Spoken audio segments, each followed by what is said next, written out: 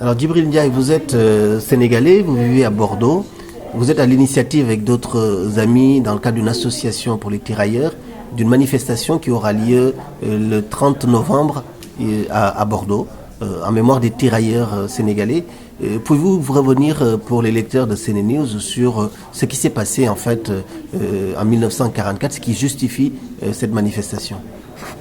Donc le 1er décembre, en fait, on a décidé de commémorer la journée du 1er décembre 1944 qui correspond à une journée de massacre de tirailleurs sénégalais qui étaient tous des ex-prisonniers de guerre qui ont été à Thiaroye, un campement militaire dans un village de pêcheurs à côté de Dakar, où ils étaient en attente de démobilisation. Ils attendaient leurs arriérés de solde avant d'être démobilisés et rejoindre leur village. Voilà, donc il y a eu une réclamation assez véhémente, certainement, de ces arriérés de solde, qui avait commencé depuis Morlaix, au moment où les tirailleurs ont embarqué. Donc il y a une partie des tirailleurs. Donc moi je ne suis pas très savant là-dessus, mais à l'occasion de la conférence, c'est pour ça qu'on veut partager toutes ces choses-là avec... à l'occasion de la conférence, Ahmed Mabon et puis d'autres historiens reviendront plus précisément sur le déroulement des faits. Grosso modo, donc des anciens prisonniers de guerre qui étaient en captivité en France, gardés dans des camps par des Français, des officiers militaires français, notamment des officiers français, qui étaient les subalternes des Allemands pour les garder. Ces prisonniers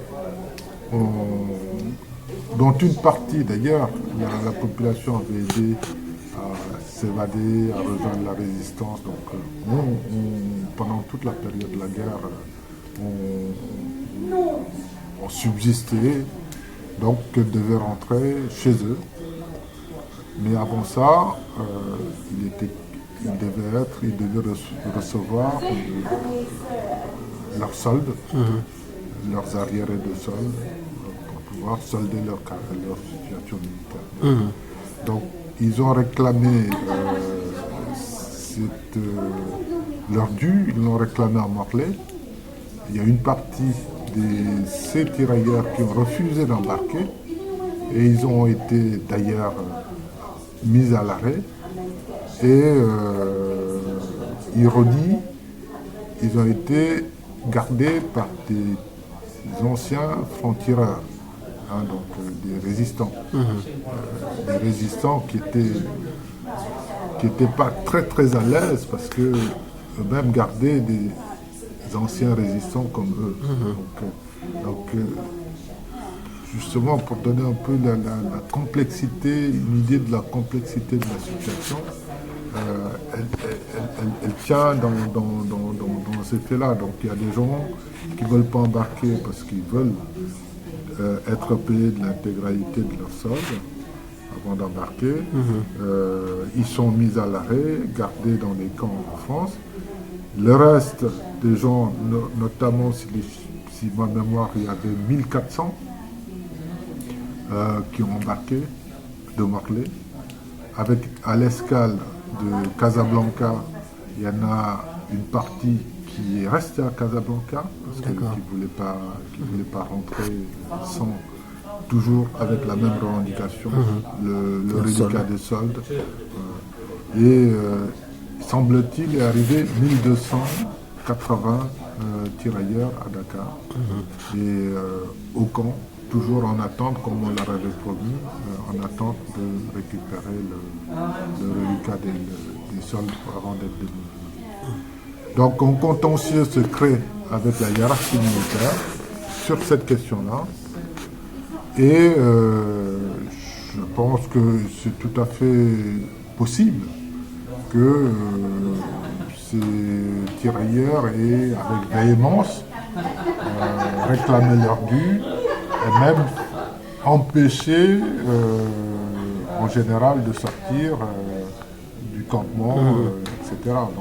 Donc ça, c'est dans l'ordre du possible. Mais ils n'ont rien fait pour justifier qu'à 3 heures du matin, qu'on leur envoie des colonnes qui ont tiré sur des gens qui sont désarmés, qui étaient désarmés. Voilà, donc c'est cette situation-là qui a créé beaucoup d'émoi à l'époque dans le village. Les échos de ça et aller bien au-delà du Sénégal, puisque une bonne partie des gens qui étaient massacrés comme ça. Il y en a combien? Il y en a 35, c'est ça, d'après les chiffres? Le chiffre officiel de l'armée aujourd'hui dit 35. Non. Mais 3 jours après le massacre, le général qui avait donné l'ordre de tirer dressait un bilan de 46 morts après transfert à l'hôpital et 32 morts sur le champ. D'accord. Donc, ça fait 70. Exactement le double de ce que l'armée va déclarer comme nombre de victimes 3 mois après, c'est-à-dire le 5 février 1945. Donc vous avez l'impression qu'il y a eu une volonté en France, en tout cas, de faire silence autour de cette histoire, qui est une histoire tragique et désastreuse, et de faire silence finalement sur la contribution de tous ces tirailleurs à la liberté de la France et à la liberté du monde.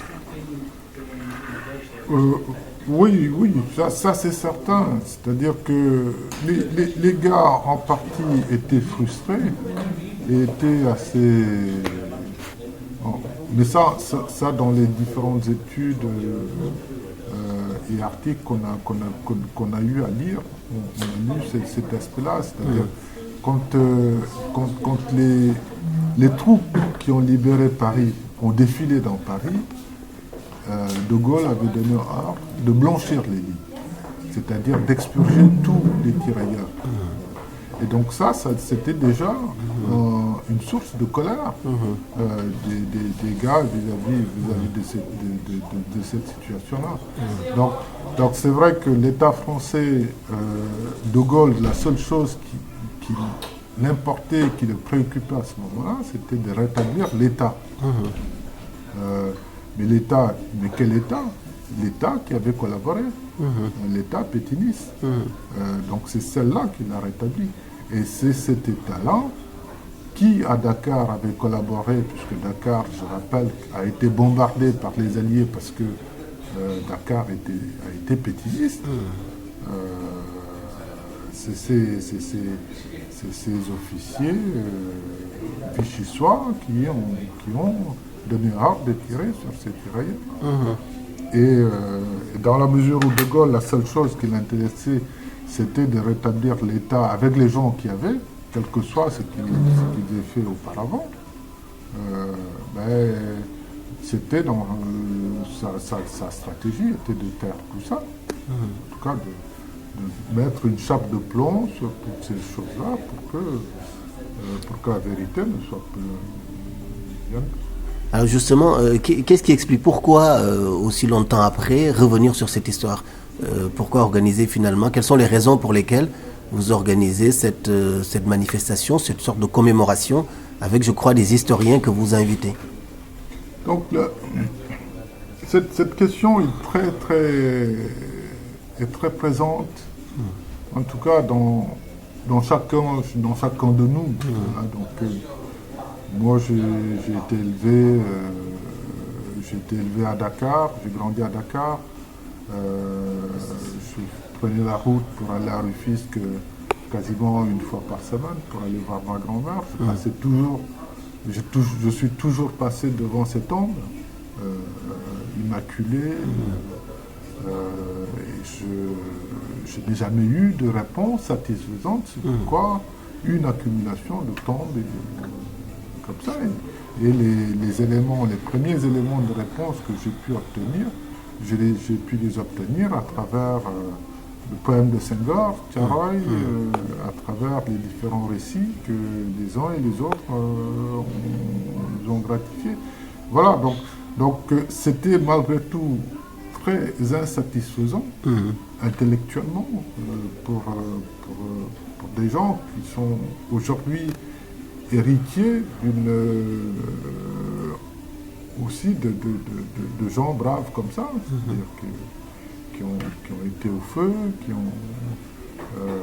ont risqué leur vie, et puis qui au moment de rentrer, au moment où ils devaient rejoindre leur famille les attendait.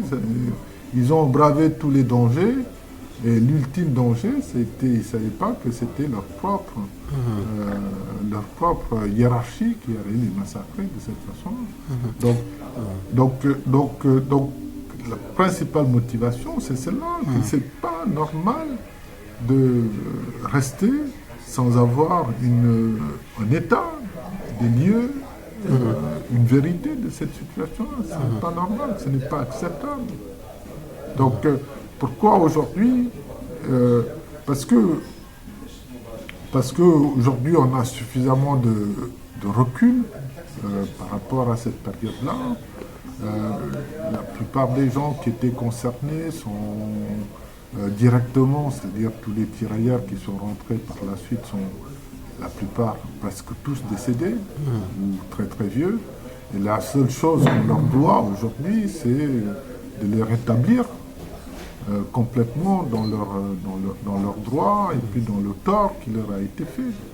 Ça, c'est quelque chose dont, en tout cas, nous sentons comptables aujourd'hui. Et pour cela, vous réunissez donc des historiens ce samedi 30 novembre, donc à Bordeaux, de grands historiens pour explorer cette question et éclairer les participants. Voilà, donc